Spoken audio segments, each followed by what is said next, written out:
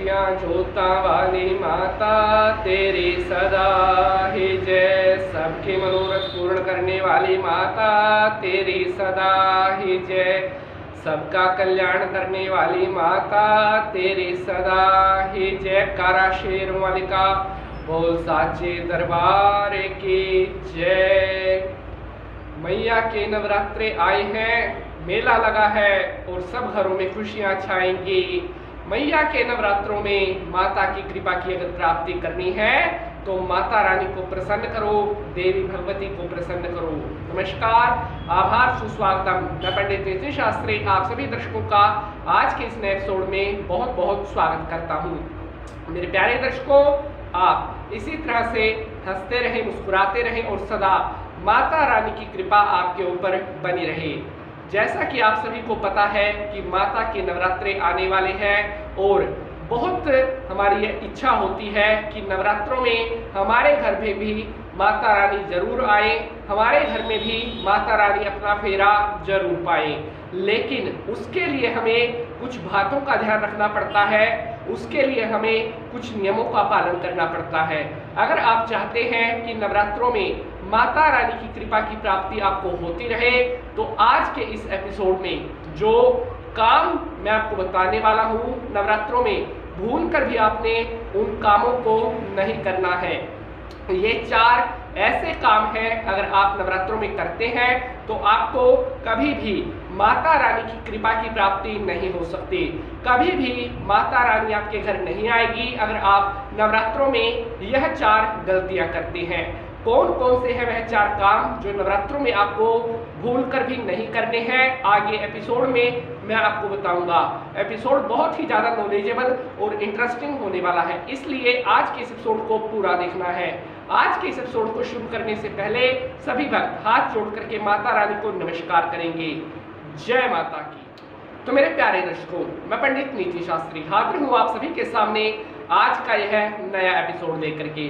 और आज के इस एपिसोड में मैं आपको बता रहा हूँ कि मैया के नवरात्रों में आपको क्या कार्य बिल्कुल भी नहीं करने चाहिए। ये ऐसे कार्य हैं, अगर आप नवरात्रों में इनको करते हैं तो आपको कई कष्टों का सामना करना पड़ सकता है, कई दुखों का सामना करना पड़ सकता है। अगर आप चाहते हैं कि सदा आपके सर पर माता रानी का हाथ बना रहे, सदा आपके ऊपर माता रानी का आशीर्वाद बना रहे, तो आपने नवरात्रों में कुछ बातों का ध्यान जरूर रखना होता है। तो चलिए अब मैं सबसे पहला काम बताता हूँ जो नवरात्रों में आपको नहीं करना है। आपने नवरात्रों में अपने घर में बनने वाले भोजन में कभी भी लहसुन और प्याज का इस्तेमाल नहीं करना, क्योंकि इन दोनों की जो प्रवृत्ति होती है वह तामसिक होती है, राक्षसी प्रवृत्ति होती है। अगर आप नवरात्रों में प्याज और लहसुन का प्रयोग अपने घर में करते हैं तो ऐसा करने से कहीं ना कहीं माता रानी रुष्ट होती है और आपको कहीं ना कहीं माता रानी की क्रूर दृष्टि का सामना करना पड़ सकता है। बात करते हैं अगले कार्य के बारे में। तो अगला कार्य है कि नवरात्रों के दिनों में कभी भी बाल नहीं कटवाने चाहिए, कभी भी नवरात्रों के दिन में भूलकर भी बाल नहीं कटवाने चाहिए। इसके साथ साथ नवरात्रों के दिनों में आपको अपने हाथों के नाखून भी नहीं काटने चाहिए, क्योंकि ऐसा करने से कहीं ना कहीं आपके ऊपर नेगेटिविटी आने के चांस बने रहते हैं, आपके ऊपर किसी तरह की नकारात्मकता आने के चांस बने रहते हैं। तो अगर आप चाहते हैं नवरात्रों में आप जो पूजा पाठ करते हैं उसका फल आपको प्राप्त हो तो आपको नवरात्रों में बाल और नाखून नहीं कटवाने चाहिए। बढ़ते हैं अगले कार्य की तरफ। तो अगला कार्य है कि नवरात्रों के दिनों में मांस मदिरा का प्रयोग तो गलती से भी नहीं करना चाहिए। अगर आप नवरात्रों के दिनों में मांस मदिरा का भक्षण करते हैं, अपने घर में मांस मदिरा का प्रयोग करते हैं, तो ऐसे घरों में सदा नेगेटिविटी रहती है, सदा गलत, सदा बुरी शक्तियां बनी रहती हैं। ऐसे घर में कभी भी धन नहीं टिकता, ऐसे घर में कभी भी देवी भगवती नहीं आती। इसलिए कभी भी नवरात्रों में अपने घर में मांस मदिरा नहीं लेकर आए।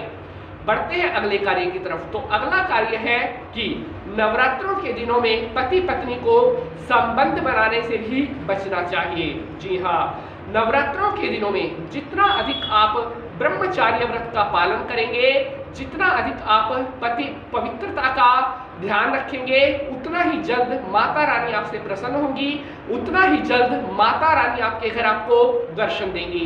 तो इसलिए नवरात्रों में पति पत्नी को आपस में संबंध बनाने से भी बचना चाहिए।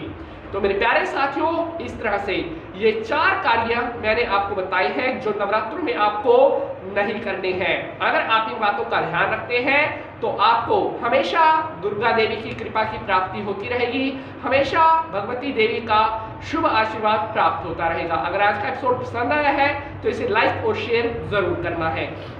आज के लिए बस इतना ही।